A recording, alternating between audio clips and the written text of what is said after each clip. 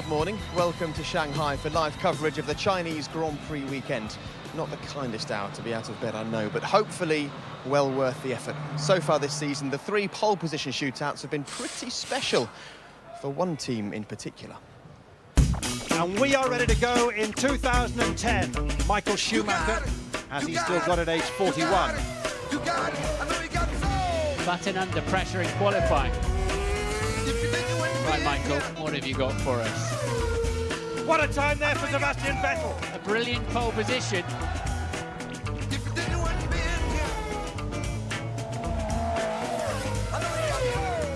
Look at the way he's fighting the car.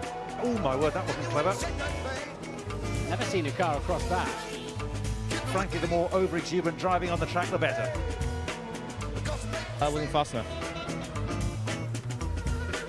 That is raw speed.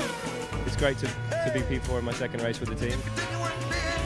Pole position, that's incredible. Sebastian Vettel has done it. He's #1 yet again. So when it rains here, it properly rains. Lewis Hamilton's gone spinning there. Whoa, that's how slippery it is. Won't get out of there. It's a lesson learned. Again, what can I say? I mean, I just gotta laugh at it. Hamilton, Button, Alonso and Massa out of the equation. At times it was just trying to survive out there. Mark Webber then shooting for pole. He's done it. Vettel in Bahrain, Vettel in Australia, but Mark Webber's hit back in Malaysia. So Red Bull have taken pole at every race of the season so far. However, top spot on the grid has yet to translate to a first-place finish in the race. Today, whoever shows they've got the ultimate pole position package of speed through the technical sections and power down the straights here in Shanghai will hope to finally end that unlucky sequence. And a sport that prides itself on demonstrating its relentless, breathtaking development to the world has found a place where it really seems at home.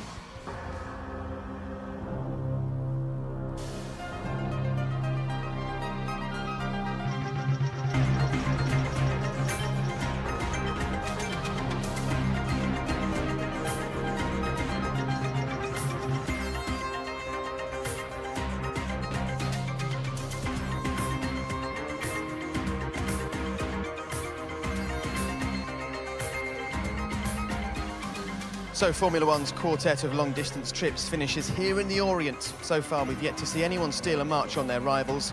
But after this weekend's action near China's financial hub, it's time for the teams to really start investing themselves. The pressure is on to put up or shut up as the European races come thick and fast. And so far, it's Felipe Massa proving that consistency can be king in Formula One. The only driver in the top 4 yet to win a race, but he tops the standings. Just 8 points separate the top 6, and actually any one of 8 drivers could be leading the championship as we head to Spain. So far, 10 drivers have yet to score a point. And as far as the constructors' battle is concerned, it's equally tight, with 3 teams in particular looking impressive. Sauber and the 3 newcomers are yet to get on the board. And if anyone knows the importance of picking up points early on in a Formula One season, it's David Coulthard. David, in the last 20 seasons, 15 times the driver leading after 4 races has gone on to be world champion. Well, and that's very impressive statistics, and you know, we've got to presume that that gives us a fairly clear indication of what we can expect the rest of this year. But I think that unusually, as you said, there's only 8 points covering those first four drivers, so it's quite close. A lot of racing to be done so far the rest of the season. Now, I might be looking slightly sad, and you may have noticed that there is a little something missing here this weekend. And you're right, David has indeed lost some weight in preparation for his return to racing. He's racing in the DTM German touring cars next weekend, but that's not the only thing missing here. I'm afraid to say Eddie Jordan has not made it to China, but we can join him now on the phone. Eddie, we're here enjoying the sunshine. Where on earth are you? I'm tucked up in my bed watching the pair of you Muppets looking on this television programme, but you do look very good, I must say. Do you know what? I just said to David, actually, while we were standing here, I said, it feels a bit strange without Eddie. 2 seconds on the phone, he uses the word Muppets, and suddenly it's almost like he's with us. Well, indeed. At first, of course, is the last race. It's not originally my word, but we like it anyway. It's just normal, isn't it? He's talking over us as usual. Eddie, I wish I could say I was missing you, but my mother's told me never to lie. Well, never ever change from all of that. You know what your mother is. She's sacrosanct, nevertheless. All right, now, Eddie, you haven't made it out because I believe that this ash cloud over the UK scuppered your plans to be here. Is that right? Well, He's gone. Unreal. Look at that. He can't even carry on and finish a coherent sentence when he's on the phone. Listen, I think we'll leave it there, but we did see a little glimpse of Eddie there in the paddock in Bahrain. But hopefully, as long as he doesn't sweat it too much this morning, watching us on the television and him not being here, we'll hopefully speak to him on the phone at the end of the qualifying session today. Good old Eddie, hey? I think someone told them how much the phone call was costing. Yeah, he decided to hang up. I don't blame him. Now, yesterday in the free practice sessions, if you'd pressed the red button or you were watching on the BBC Sport website, you would have noticed a pretty dramatic moment. It involved Sebastian Vettel, the Toro Rosso driver. And David, I don't think I've ever seen a moment like this in Formula One. Well, I don't think there ever has been one. What we saw was, and we now know, it was a front upright failure. Front right went first, and simultaneously that overloaded the front left. And basically, once you lose your uprights, there's nothing holding the wheels on the car. Now watch him here, quite remarkable. He's steering as if he's still got wheels on the car. And you just see the tyre in the distance. It popped through a gap in the fence, narrowly missing a cameraman and ending up where the spectators were. So once again, look, that front right pops first of all. As soon as that overloads, you know, a load of over 350 kilograms going through that front upright, overloads the front left, and now he's got a two-wheeler. Still got brakes on the rear, of course, because they're separate front and rear brakes. And then you can see he takes a slightly calmer ride back to the pits on the back of a scooter. And Formula One drivers pride themselves on being cool, calm and collected at all times. But actually, when Sebastian made his way into the garage behind us, you could tell that he was pretty shaken. Certainly the adrenaline was pumping, and we managed to speak to him. It looked quite bad, I would say, on the TV, but from inside the car it was not so big. So I'm disappointed more with the fact that I didn't drive today and didn't collect any data. So this is the biggest problem, actually. As it looks like, the right front upright broke. We had a 0 mileage upright in there, and as it looks like something with the material is not okay, we have to investigate it. We will change now, and we will bring in some uprights with some mileage where we know that they will work well, hopefully. Well, I'm not sure I like Franz Tost using the word hopefully there. Just explain to us what a 0 mileage upright is. Well, exactly as he's describing, they've brought a new part here, so fresh from the manufacturing, put it on the car, and normally, of course, that's been proof tested in winter testing. But if you have a manufacturing issue or material issue, then you don't know until you put it on the car, and clearly that's what's happened here. So they'll put a part on that's been raced in Malaysia. They know it's done the Grand Prix, and it will be well within mileage for this event. And the job of an upright? It literally holds the front wheel on. You know, the suspension comes off the chassis to the upright, and that upright is what bolts the wheel to the car. OK, we're going to take a bit of a walk, but it's just worth showing you what's going on in the garage here. You can see all the engineers working away on Sebastian's car. Now, if I'd have crashed my car and taken off both front wheels, I'm quite sure the insurers would have called it a write-off job. It's amazing in Formula One that they can stick something back together so quickly. Well, the cars are designed to dissipate the energy in the event of an accident, so that's why it looks very spectacular when the carbon fibre explodes and bits of the car go flying everywhere. But literally that is a new nose, new suspension left and right, and some superficial damage, and not a big job for the guys at all. You can see they had the car ready for the next practice session. Well, that moment actually caused a red flag in the first practice session, a practice session that Paul di Resta was taking part in. We just saw Sebastian looking very cool and calm in that car as those wheels flew off. Would you have been as cool? I'm not really sure. It was quite a difficult situation to put yourself in. The team said that there was an accident at turn 14. When I arrived there, it was a bit strange. And when you see it, it was mighty impressive. OK, well, Paul is Force India's official reserve driver for this season. And I'm glad to say that this weekend, the BBC have had exclusive access to Force India's Man Friday. OK, so we briefed on FP1 and FP2 then, and as we said, we'll just start with Paul's side of the table first. Programme for the first session, we'll do a double installation lap with both cars, then it's, I think, 2 outings. And there's always some interesting stuff that comes out of the meetings. For me, being new in this, each meeting you go to, you learn new things, and also the team give you a bit of a run through of what their programme is here, and also what new bits they've got on the car for testing. This is a track that you've never driven round, is that right? Yeah, I mean, I haven't even done anything in any simulators here, so it's a bit like Malaysia. It's a completely new venue. I still get nervous. I wouldn't say I'm quite as nervous as I was in Melbourne for the first time, But you know, I know the environment a bit more now, but for sure it's a new track and you need to have the nerves with the adrenaline. I believe that's what keeps you going, and hopefully they can go out there and certainly put some good laps in.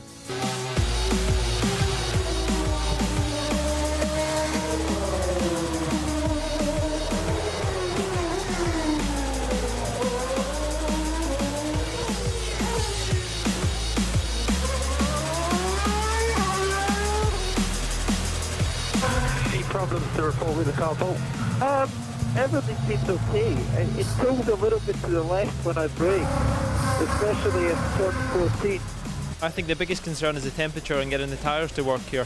You know, there's not a lot of grip. It's going to take a few laps to get up to speed. I think the plan is 7 laps just now to do a run to get reasonable heat in the tyres and hopefully get an impression of the car. Okay, Paul, so another 6 time laps. Main changes to your brake and engine cooling and corrections to the tyre pressures. Well, what are your thoughts on ratios? I mean, I would think second seems a bit too short for corner exit of 3 and 4.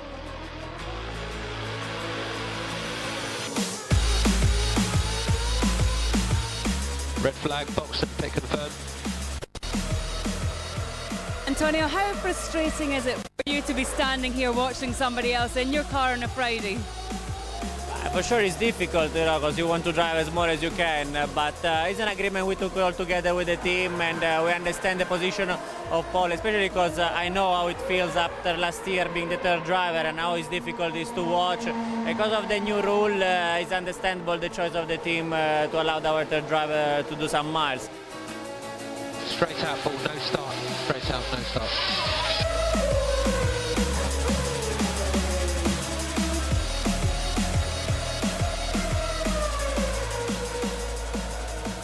Dominic, how did that go for you guys this morning? It was just about according to the plan, obviously with 1 or 2 interruptions for Paul with the red flag towards the end, but by and large what we were expecting. It's quite a daunting thing to step straight into a busy session and a Grand Prix weekend at a new track you've not visited before, and he seemed to find his level and his baseline quite quickly. Just explain what the purpose is of having Paul in the car. Well, for us it's very important because we have Paul signed up as our third driver, which basically means he's also our first reserve driver if we have any issues with our 2 main race drivers, say if they're taken ill or what have you. So what the regulations allow us to do is to put him in the car on a Friday. We can substitute a driver and it gives Paul very valuable mileage. Does it also keep them on their toes, do you think? I think it keeps them honest, yeah, and there's nothing wrong with that. Have the other drivers been quite helpful towards you? The guys in the team have they've been good. At the end of the day though, they're racing drivers, and racing drivers always hold something back when they talk to each other. But no, listen, a lot of people have given me, you know, vast amounts of their experience to help me along the way. But you know, there's always a bit of opposition there as well. It's interesting, isn't it? Even within teams, there's often a fair bit of rivalry. So you hadn't driven this circuit on a simulator or anything, so you were effectively freestyling out there on your first few laps. Yeah, I mean, it's, you know, I walked the circuit on Thursday, which gives you a bit of an impression of how the corners are going to come up. But, you know, the teams gave me some onboard stuff, gave me some information, you know, from previous years on the data. But first of all, you need to get a good impression from driving it by yourself. And there's a fair bit of, well, a fair few issues for Formula 1 drivers to deal with when they come into the sport. One of them is the weight issue. I'm keen to know how you deal with that, because they're so small, these guys. And also dealing with a steering wheel with about 400 buttons on it. What's that like? Yeah, I mean, that's the biggest task I have ahead of me, and over the winter, Force India gave me a small diagram of their steering wheel, and it's just about learning how it all works, you know, and it has to come natural to you. You can't really think too much about it. You need to make these adjustments in short notice, and you know, I'm trying my best to get my way around it, but still making mistakes. And that's tougher than the sit-ups and, I don't know, having a glass of water for breakfast, is it? I don't know about the sit-ups. I mean, sit-ups kill me, you know, and you know, it's all about being a racing driver and being in good physical condition for this. The adjustments you talk about on the steering wheel, is everything that you have to do to operate that car concentrated on the wheel, or do you have to do something else in the cockpit? Because we've seen on in-car footage other teams and drivers making adjustments down beside their leg and things like that. I wouldn't say everything's on the wheel. You know, we have the brake balance adjuster, which is down on the left-hand side, a quick shift. But you know, the most of the diffs and engine maps, torque maps are all done through the steering wheel. And also, if the team see anything they want to change, they can equally ask you to do this on the wheel. Physically, just how big is the jump from, you know, you're racing in DTM right now, which is similar in speed to Euro F3. Is it shocking? Is it something that you just get used to with laps, or where do you think you are right now? It was a huge difference when you first go to the car. And, you know, I think you can't purely physically make yourself strong enough for this car at the beginning. I'm building myself up gradually. On these big tracks, the cars don't feel quite as fast as they did on the small tracks I had done previous. So, no, I'm just getting used to it, learning how to use the speed and use the track to get the benefits of it. OK, well, it might not feel too fast, but let's see how fast it looks. We can ride on board with you now around one of your laps. What's the first thing that leaps out at you, David, when you're watching Paul making his way around here? Well, first of all, it looked like a bit too much right foot there. big correction with... were you trying to heat the rear tyres? What was your strategy there? Because that's quite sideways for a Formula One car. I would say it's just lack of skill. You know, the tyres are very difficult here, and you know, I think at the beginning of the runs you certainly struggle a bit. Looking at turn one here that goes into two, very, very long corner. You hadn't driven this track before. How long did it take you to sort of get your perspective? Because, you know, when you're sitting down low and trying to find where that apex is, it's quite tricky. Yeah, I mean, it's like being on a never-ending roundabout that you don't know where to turn off. You know, you kind of just find yourself going on and on and on in the corner. Looking down at the hairpin here, it looks, has the car got quite a bit of understeer in it, or did you just overbrake there because you missed the apex a bit? Yeah, I mean, I was struggling a bit because I flat spotted a tyre quite early, so I was struggling to, I had to get out of the brake quite early. And, you know, at the end of the runs, you generally would rather have a bit of understeer than oversteer. Okay, well, we're going through the double left-hander here, 9 and 10. You see, again, a little bit of oversteer. Are you fine? Is it, well, just explain that. You know, you seem to be riding over the rear tyre a bit too much. Is that, where were you at this point in the run? Were the tyres quite old, or? Yeah, I mean, the tyres had done quite a lot of laps, and I think we were struggling to get temperature into them. And you know, clearly the rear was very weak during this session. But you know, we made some improvements later on in the run, and saw the benefits of that. OK, well, Paul, thank you very much for chatting to us. Thanks for letting us ride on board with you as well. And, of course, the next time you hop into a car, you'll be going head-to-head with David because you're riding in DTM as well. I know he's been giving you some tips about this circuit. Don't give him any tips at all about how to deal with Hockenheim in a DTM car. And I'll be tuning in to see how you get on. Right, now, Paul's a lucky guy that he gets to drive one of the most highly envied engines around this circuit on a Friday afternoon. But from your Ferraris to your Mercedes to your Cosworths, there's more to a Formula One engine than meets the eye.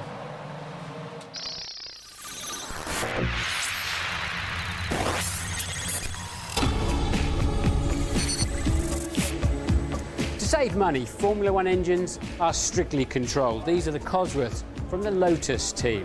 They must be 2.4 litre, 4-stroke engines in a 90-degree V8 format, limited to 4 valves per cylinder and 18,000 revs per minute.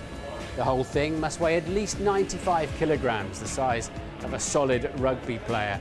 That's to stop them using magnesium and other exotic metal composite materials.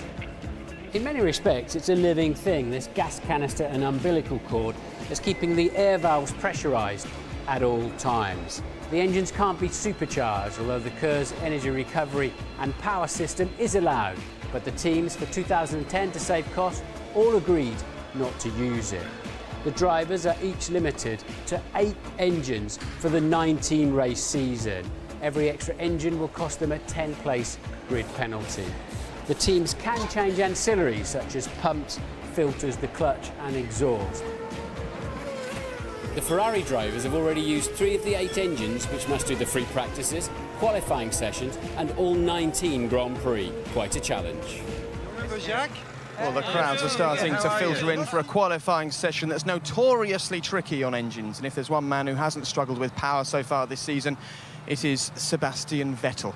Now, he could have arrived here with 75 points on the board if only he had a little bit more luck so far this season. Mind you, this weekend there was a challenge awaiting him that he really needed no luck for at all. 1, 2, get down!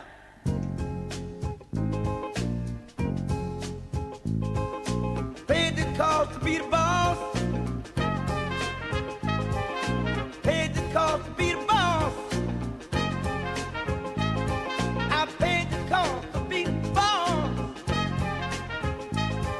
Look at me. You know what to see. That was a shot. Yes. Another point to me. You're not as good at this as you are at driving, are you? No. Otherwise I wouldn't be driving, would I? Okay, true. So how have you found the 2010 season so far? Enjoyed it? Oh, yes, I did. I mean, I didn't finish all the races, but the ones I finished, I enjoyed. 7-7. 7-7. Look at me. Know what Yes. I tempted you into that one. See, the way I expected this game to go was for you to build up a really good lead and then have a reliability problem and have to retire. Like what? I don't know, something like shoe failing or yeah, or a broken bat or something. How frustrating has the reliability issue been in the first couple of races? You know, from a driver's point of view, when it's something technical, it's not related to you. I mean, if I would spin off and then hit the wall whatsoever and therefore could not finish the race, it's a different story. But because it's a technical failure, it's not really in my hands at the time. So of course, at the moment you are frustrated, but a day after you already forgot and you try to focus on the next one. What was the relief like in Malaysia? Because you gave us a lovely little dance onto the podium. Very nice. Yeah, I mean, you know, these kind of things, they just happen. And what was going through your mind as you zipped past your teammate at the first corner? Not much. I mean, I focused on the start initially, and then I realized I have a good start, good toe down to turn 1, and then I just dive into the inside. That was a close move, and I was just making it to the first turn, and then we kept the fight down to turn 4 again. You know, it's the first lap, heavy cars, cold tires, and then you arrive and you don't know really if you will hit the apex or not, but it worked so for both of us, and obviously for me it was crucial to get past immediately so I could win the race. I'm sorry I can't do this interview because I have to focus on at least get back to the same points. 14-15. It will be 15-15. See? Do you feel ready for a title charge? Do you feel that you've Yes. got what it takes to be world champion this year? Yes. You need any more answer? No, you clearly want to play table tennis rather than talk. How did it feel to take that first win for Red Bull here in China last year in the rain? It was excellent, you know. The race was very, very difficult, one of the most difficult I had. Obviously with a lot of water, standing water, so you could potentially go off every single lap. When you cross the line, you just open the radio and scream, and then all the things that are happening after the podium, you come back to your team. I mean, you know, you look down and you see everyone's eyes. It was their first victory, so a fairy tale. I think you've got some sort of variable ride height system on your shoes because yes. I should not be losing. Like on the car? Maybe. Oh, sorry, that wasn't supposed to say. Anything you want to tell us about that? I have a big lever. I don't know. They told me just up and, you know, to the front and to the back after quali. I don't know what it means. It works though, doesn't it? It does, yeah. I've actually got a little friend I want to introduce you to. Jackie, can I borrow you for a moment? Jackie. Jackie, how are you? Sebastian, Jackie, Sebastian. Jackie's played a couple of times before, and I was just thinking, as you're now in the lead and clearly brilliant, Jackie is the man for you. So, 15, 16, do your worst. All right, Jackie. Cheers. It's your serve.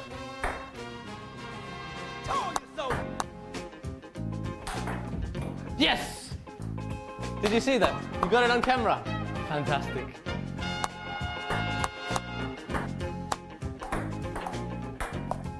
I think you did pretty well. Will you win this weekend, what do you reckon? We try. I mean, I can't see or look into the future, but you know, that's why we are here. We want to win. Great. How long do you reckon until you beat him? 2 hours? Well, we'll leave you to play then. Lovely to chat. Good luck this weekend, Yeah, and thanks. good luck against Jackie. Okay. See you later.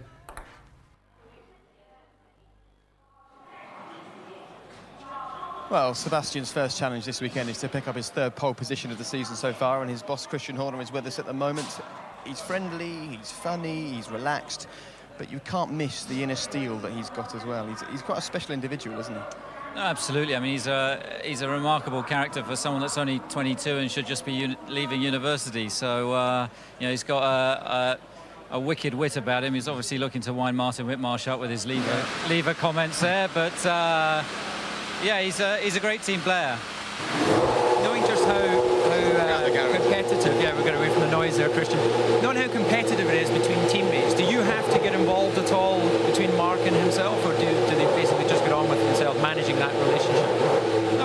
lucky. I mean, they're both, you know, individuals that endear themselves to the team. They're both professionals.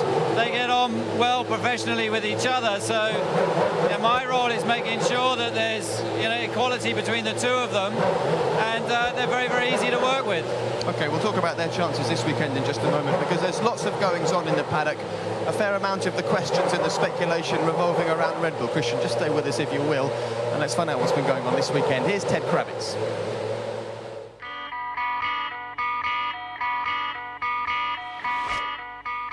The FIA's race directors have tightened up the rules, imposing a ban on adjustable ride heights, systems that change how high off the ground the car can run. Ride height is important on a Formula One car. The lower generally you can run it, the quicker the car. Of course, between qualifying and race, we've got about 140, 150 kilo weight change because of the fuel. But if you had some system that could change the ride height overnight by some miracle, then that would be very advantageous. And there's speculation, and in fact at one point it would appear from clarifications that we'd received that such systems were in fact legal. Whether other cars had such systems, I don't know. I hope they did, and I hope they're hurt by the new ruling. There's no evidence that any team have been using these devices so far, so the ruling is unlikely to make much of a difference to the racing.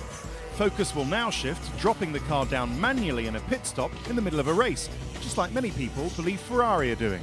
Well, I think Ferrari's system isn't outlawed, so whilst the car's static in a pit stop, I think that you can change the ride height mechanically. So I don't believe that that system is outlawed. So we gave Ferrari boss Stefano Domenicali right to reply. He's going to say something on the record now. Is it true that you said that live on TV Ferrari is doing some adjustment on the ride height? Absolutely, but that was just because Martin accused us, so I thought it only fair that I accuse you. So, you know, share the love around. We've got to keep it even-handed in Formula One. Ah, mamma mia. So not an outright denial, but it remains to be seen if Ferrari can do their ride height adjustment quick enough for it to be worth it in a 4-second pit stop. Mercedes will introduce upgrades to their car at the next race in Barcelona, which will tailor it more to Michael Schumacher's driving style. We for sure will make certain changes that may help the front end. That is probably a little bit weak at the moment, but it's not only for that we're focusing on. I mean, you need to really have a general performance improvement. After an engine failure during the last race in Malaysia, Fernando Alonso's weekend didn't start too well here in China with another engine failure. But Alonso himself is not overly concerned. Later in the season, some Friday engines will be a little bit older, but in terms of race engines for Saturday and Sunday, we remain with the original plan. So at the moment, we are not worried. McLaren have been very quick on low fuel in practice here so far, but both Jenson Button and Lewis Hamilton acknowledge that they're still behind the championship-leading race pace and are suffering driving around bumps on track. Turn 8's pretty tough at the moment because it's so bumpy, and it seems a lot bumpier than last year. So that's pretty tough, and it's pretty tough on the car and you know, the balance. So it's something that we've been working on, and also into turn 1 it's very bumpy. So a couple of big bumps that we're sort of driving around and trying to play with the setup to accommodate them. It's not easy to close a gap to the Red Bulls, and I think with the Ferraris, I think we're generally with them. They're or thereabouts.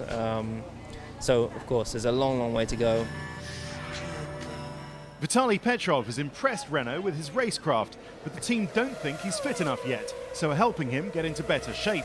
Petrov says losing weight is not easy for his 6'2" frame. Of course, it's always better to lose, always for the team. It's better for weight distribution when you move, but I'm quite old and it's very difficult to lose what they want, but we can adapt some things, but not a lot. And finally, we may be missing some important team personnel from the paddock and Eddie Jordan, but at least one Red Bull mechanic carrying Mark Webber's front wing made it out to China before the flight stopped. We jumped him in a transit van, got him down to Charles de Gaulle in Paris, and he managed to get the last flight out of Paris and arrives this afternoon, Friday PM. So that front wing will be on Mark Webber's car for the race on Sunday. Well done to Red Bull for beating the ash situation in the UK at the moment. I thought Stefano Domenicali's performance was very impressive there. If Eddie misses another flight, maybe we'll get him involved in our team. But now that we know there are no active ride heights in any of the cars in Formula 1 and the FIA have said they're outlawed, if you're once again a second or two ahead of the teams here, they're going to have to think of a different excuse for the reason why you're so fast compared to them, aren't they? I thought it was only Eddie that asked the tricky questions out of these three. It's just difficult getting used to it. It's like ant without deck, you know. It is. Is he ant or is he deck? Exactly. I think, I mean, this subject it's gone on and on and on, and I've listened to Martin make countless comments about it. And I mean, the bottom line is we have never had a ride height system on our car. Whether anybody else has, maybe they have, maybe they haven't. But on a Red Bull racing car, one has never existed. You know, the performance, we have to take it as a backhanded compliment because, you know, the guys have done a great job aerodynamically with the car and mechanically with the car, getting it to work on both high and low fuel. And I think, yeah, we take it as a backhanded compliment. Yeah, but just how frustrating is it, though, if you're asked a straight question, you look the person in the eye, tell them the truth, and they don't believe you? I guess it goes with Formula 1, the way we operate, you know, and the way I've always operated. I'll tell you, if we had a system that was that clever, that's now been outlawed, I'd have told you openly that we had something on the car. We haven't, and it's as simple as that. And we're delighted that the FIA have chosen to clarify this, because it saves, you know, us spending a colossal amount of money developing some systems. So, you know, if only they'd have done the same with the F-duct, you know, we'd have saved a lot of money on that as well. I think it's safe to assume if Red Bull weren't at the front, people wouldn't be moaning and groaning about what they do or don't have on their cars. What we do know your car is capable of is incredible one-lap qualifying performances. You're going for your 4th pole position here this weekend. Is that based on what you know from your running here so far? Is that a realistic aim for you? I think it's not impossible for sure. I mean, both drivers this morning in the last free practice were pretty happy. Mark particularly so seems to be you know, very comfortable with his car at the moment. He had some last-minute upgrades that Seb ran on Friday come out. But it's going to be very tight. We think we should be quick in the first 2 sectors, but the McLaren with the duct and the Mercedes engine is a potent force in that long back straight. OK, well, all I've heard from other teams is that they're snapping at your heels and they're ready to steal a pole position. So good luck this weekend, but you might not have it all your own way. Of course, Christian is hoping that the Renault engine is what sends his car to a pole position for the 4th time. And Renault went from double world champions to disgraced strugglers in just 3 years in Formula 1. However, in 2010, they're fighting back.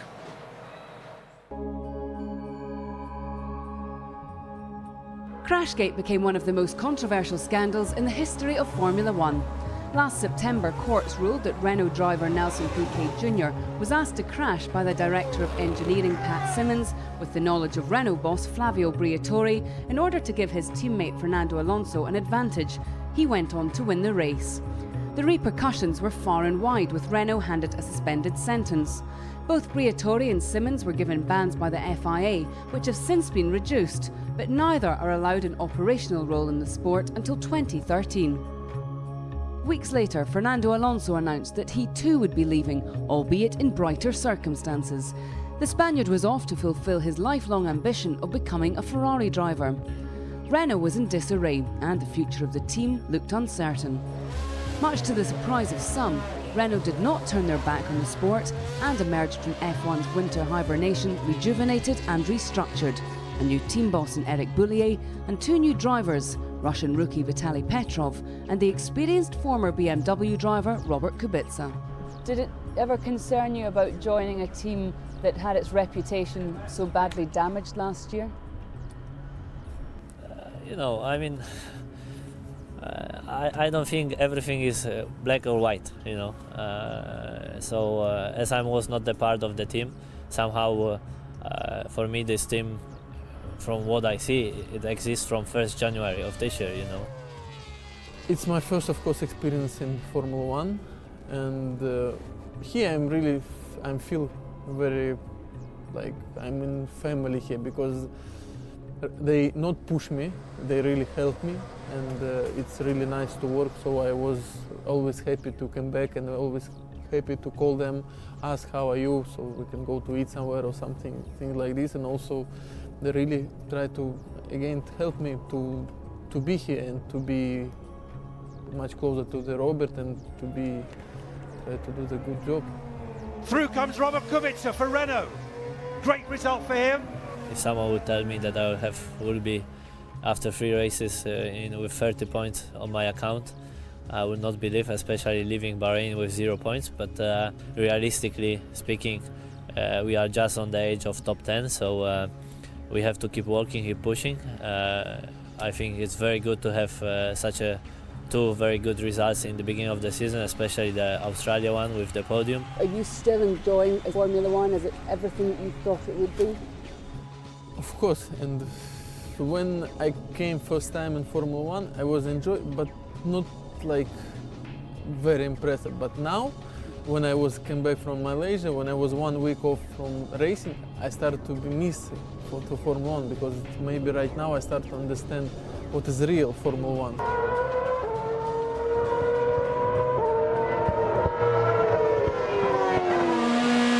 Well, Renault's new team principal, Eric Boullier, is with us. Eric, you're now 3 races into your career in Formula One. Give us your first impressions, come on. I think it's very, very, very tough and very, very demanding, but it's very, very exciting to be here and to work. Okay, now if you just go and have a little poke around, see what's going on in the garage behind us, we'll have a chat about the guys that are working hard for you, because when you came in here, how much of your responsibility was to try and lift this team and take them back to their former glories? I think we all work, we have the same aim, you know, it's to do well and to win races and to qualify as the best. I mean, the whole team, including Enstone and the guy here at the track, are working very, very hard, and it was very demanding after the bad season last year. You know, that they wanted to be in the front again, and the morale was needed to be happy. In the morning session, we saw Vitali had an incident at the last corner. Can you give us a status on whether he'll be out at the beginning of qualifying or not? Yeah, no problem. Working very hard, and we had to change the right front corner, and it should be okay. Okay, so it wasn't too much of a big incident, because it was a strange one. He just sort of went slightly wide and ended up taking the front of the car off, didn't he? Yes, I mean, it's just a rookie mistake, you know. Out of the corner here, it's very tricky. This green grass, and it's just a mistake, a rookie mistake. Yeah, looking at it here, he just seemed to get so far onto the grass creep. Presumably he kept his foot in, 100% throttle, rather than when we saw in similar incidents with other drivers. They've lifted out, but a little bit unfortunate here. Once he's on the gravel, he's on a one-way ticket into the tyre wall. The car started to slide, and even if it was throttle, I mean, the car just balanced on the plank, and it just went off, nothing to do. Now let's talk about Robert Kubica. He's had a 2nd and a 4th place finish for you this season. He's been a big part of the Renault resurgence. Can you keep the development going? Can you keep the improvements coming to keep Robert Kubica happy and keep him at this team, do you think? I think we more than this, we don't need to keep that development. I mean, he's already very happy with the team spirit, and he's very fitting well with the team. So obviously our job is to give him a good car to fight for podiums and even more. But this is our job to work, and we are all working very hard for that. And I think he's already happy, and he will be happier. Okay, Eric, thank you very much for joining us. Thank you. Good luck today. I know you're working hard on your 1-lap pace. Maybe it'll be a good qualifying session for you today. But Renault are not the only team who are working hard to recapture former glories. Of course, there's the return of the man who David knows all too well to Formula One. But how's his return been going so far? Michael Schumacher, first race in 3 years, coming home in 6th place. Michael Schumacher needs a new front wing, and look at that, he's coming underneath He's coming back him. to Michael Schumacher. Championship. Extraordinary. Michael won't appreciate all the Formula 4 barging around the track stuff.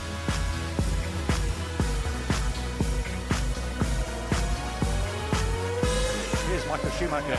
He's just come, either the left rear wheels come loose or he's had a structural failure. Michael Schumacher is out of the race. Well, we're now heading up to Mercedes to speak to Norbert Haug, but it's worth talking about the return of another guy to Formula One, Pedro de la Rosa. He's also had 3 years out. We're just walking past their garage here now. The Sauber situation is very different to the Brawn one in terms of their on-track performance. But in terms of the story, you know, a big budget manufacturer has built a car for them, left them with no sponsors. But it's just not happening, is it? Well, unfortunately for them, unlike the Brawn story, where Honda had stopped development of the 2007 car to concentrate, 2008 car to concentrate on the 2009 car, that didn't happen with BMW. So what Sauber have effectively picked up is a badly developed car through last year, and with the regulation changes, they just haven't stolen a march. So they've actually slipped further down the field. So difficult time for Pedro to making his comeback. Okay, I can see Jenson Button in the back of the garage just here. he's preparing to go out and qualify. One thing McLaren are really working hard on is their one-lap pace. They think that in the races they've done pretty well so far, and we've seen evidence of that, certainly from Lewis Hamilton. But they're sort of giving themselves a huge mountain to climb at the beginning of every race, aren't they? They have indeed, and one of the key things about Formula One, we know how difficult it is to overtake because these cars are so aerodynamically dependent, so track position is really king. You can get your car in front of another, even if you're running half a second, 1 second a lap slower, pretty much you'll keep that position if you don't make a mistake. So they know that once they have the basis of a reliable car, you need to give the driver something that he can deliver a pole position lap, and providing he can start the car well, then he'll be able to maintain that to the finish. OK, well, here we are outside Michael Schumacher's garage, and I can see Norbert Haug. Norbert, wander over here and have a chat with us. Nice to see you. Now, we've spoken about Michael Schumacher a lot so far this season. He came out with an interesting quote this week. He said, "I know what the problems are, you don't, but I know what they are and I'm not worried." Now, Norbert, please enlighten us.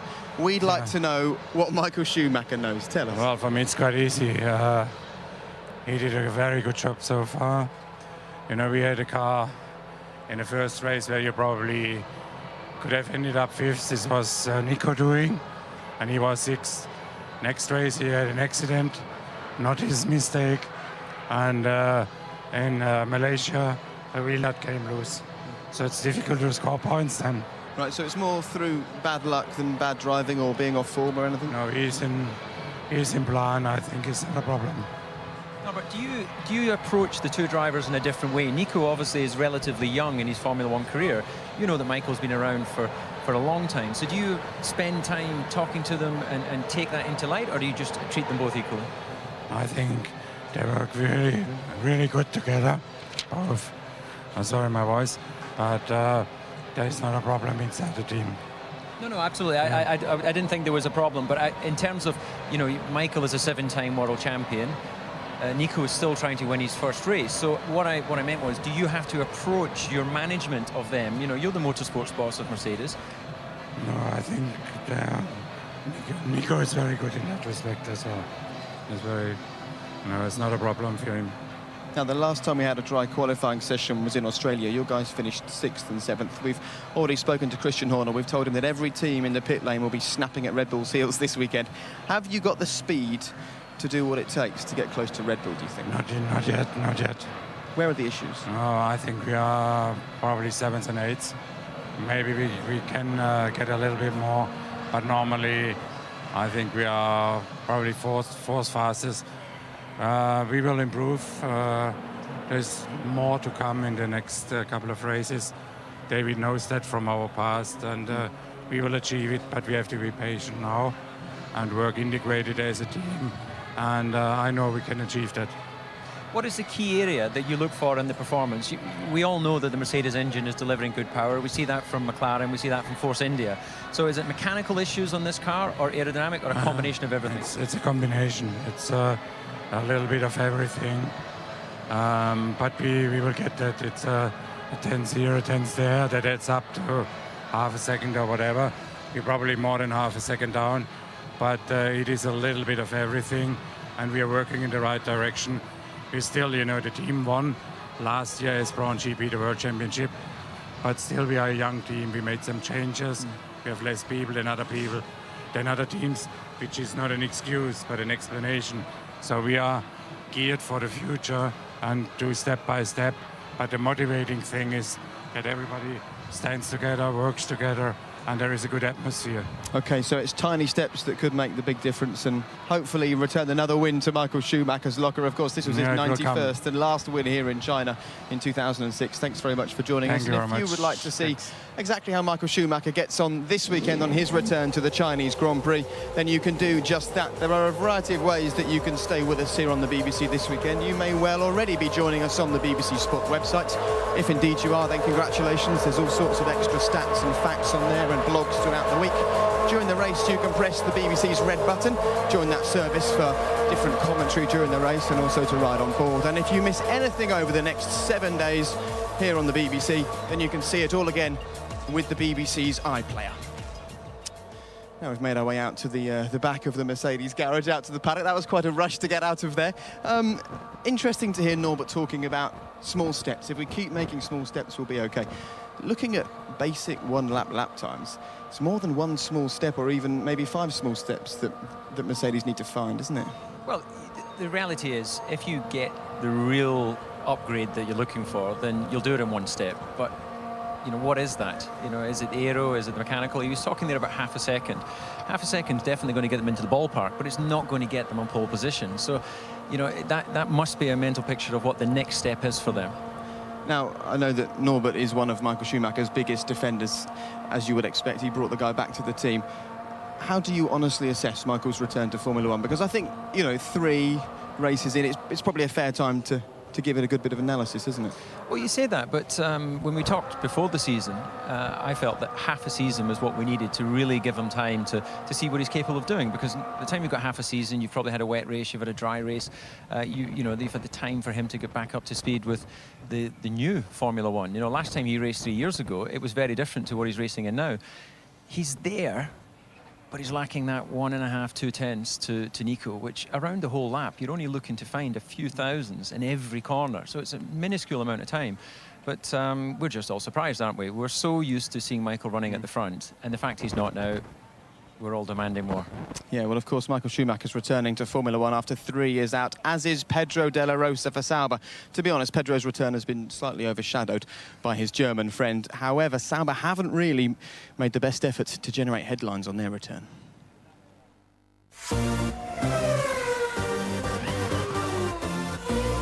Vettel can catch him. Well held. Kobayashi has had a wretched time. Oh dear, that front wing came off. This is a morning to forget for Sauber, isn't it? Not really? great, not great. That's another talk. The moving Kobayashi there.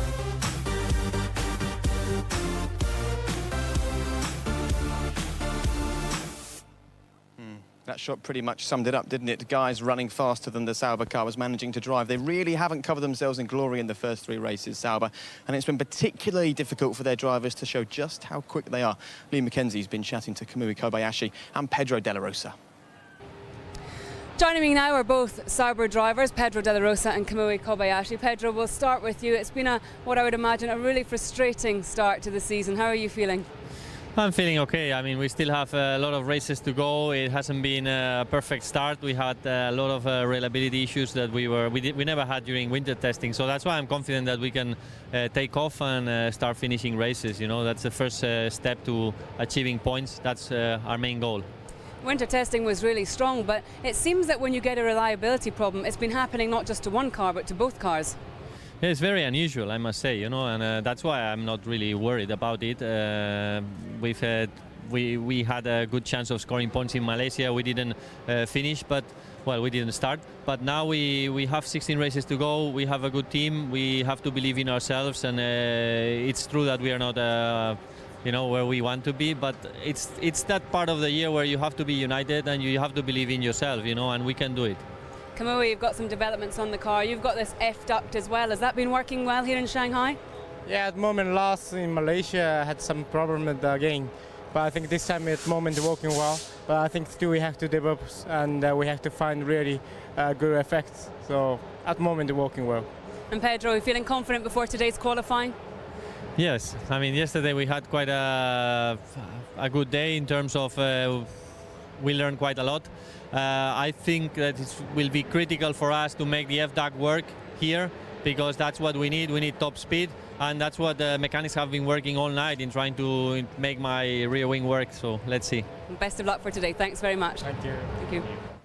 Now, they're a rather interesting story, aren't they, Sauber? People who are watching the pre-season testing might have put a cheeky £10 on them to be crowned Drivers' World Champions and maybe Constructors' World Champions as well, but they arrive at the first race and the pace just isn't there. I think it's a classic case of running the car lighter in winter testing. You know, the car's completely void of any sponsorship, so if you're getting some headlines from winter testing, then it might encourage someone to sign in the dotted line. By the absence of sponsors, no one was signing this year, so that's going to make it difficult for them because the performance just isn't there now. We're seeing the true pace. And they've got Pedro, 39 years old, 72 Grand Prix, Kamui, just 2 Grand Prix coming into this season. He's only 24 years old. It looks like the perfect combination of experience and exuberant youth, doesn't it? But it's just not working. Well, you say that, you know, Pedro's certainly on the older side, although there's nothing wrong with being 39. Not at all. But he doesn't actually have that much experience, Yeah. especially of running at the front. He did 1 or 2 races for McLaren, but the rest of his career was spent at Arrows and places like that. So, and then obviously the other side, Kobayashi's career was, the foundations of that were created, if you remember, in Abu Dhabi last year, where he did an amazing job. But since then, he's been fairly quiet. It's important to remember, though, that compared to you, very few people have got much Formula One experience. 72 Grand Prix sounds like quite a lot to me. Now, we're getting close to qualifying. The countdown clock is continuing to roll before all the drivers take to the track. Less than 9 minutes now until we all get going around this 5.3-kilometre circuit. 16 corners, a variety of tests for the car and the driver. But today, someone is going to unlock this circuit's secrets and snatch pole position. China, Shanghai International Circuit, 3.387 mile, downforce, medium. Classic moment, Hamilton all tired out, 2007.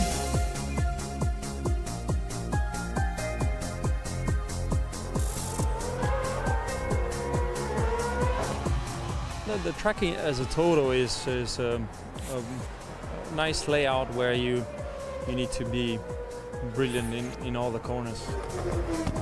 It's very, very long, laterally loaded corners that go forever. There are a couple of kind of strange corners here. Turn 1, turn 2, which is kind of one corner, very long tightening, so quite difficult to choose the line. You have to hang on the curb inside. It's a very long right-hander, which is where you just slow it down. You don't really brake. After turn 6 is a hairpin right. Then you go into 7 and 8 and 9 and 10. I think that's the best part. It's actually reasonably fast section. Turn 8 is very difficult because there's a big bump in the middle just after you hit the apex, and it just unsettles the rear end very much. That long corner goes into the straight. It's going to be a tough challenge. You've got a lot of things to do in that straight because it's one of the longest of the championship, and especially you need to try to get out as fast as possible from the corner. This track is kind of, you have to find the best compromise between downforce and drag top speed. The track is quite difficult, I think, also for the wet condition. We've had 3 wet races out of 6 attempts here, I think, so we've had a bit of rain around, so I think this could be some around on Sunday again, so yeah, it's cold. And you see. Well, it's not as cold today. The sun is beating down at the moment. The general thinking about this circuit is that you can either be fast down the straights or you can load on the downforce and be good around the sort of squiggly bits. How involved does a driver get in working out which he'd rather have? Well, certainly an experienced driver will really get into that with his engineer and dictate what he wants. The less experienced guys will just take what the simulation tells them. Right. What were you, squiggly or speed? Well, at the beginning, I listened to what the engineer said. At the end, then I would you were telling them what I wanted. That was when you were slow. Yeah, exactly, yeah, absolutely. You get slower as you go. Yeah, of course you do. One car that hopefully isn't going to be slow this weekend as far as Jensen and Lewis are concerned is the McLaren. Now, we've talked a lot about the F-duct, which lets in a bit of air and effectively stalls the rear wing. That could have a huge advantage on the straights here, couldn't it? Yeah, and I believe as well that McLaren have another update on the rear wing, which gives them even more top speed. So a lot of their lap time is coming from that performance. But actually, watching the morning practice, they were quite good in that first section, which, as we know, is a very fast corner into 2 slow turns. So I think they've a good mechanical setup as well. OK, well, we'll hopefully hear all about the F-duct tomorrow and hopefully hear from Lewis Hamilton as well. Make sure you stay with us tomorrow for an interview with Lewis. But we're now getting mightily close to qualifying. Who do you think needs to work really hard to make sure they don't slip into that sort of bottom 7 spot and be the fall guy along with the new teams today? Well, I think that we've touched on already. I think it's Sauber have to be very careful. OK, all right, we're getting very close to qualifying. It is very shortly time for the cars to head out and push for that pole position in the company of Martin Brundle and Jonathan Ledyard.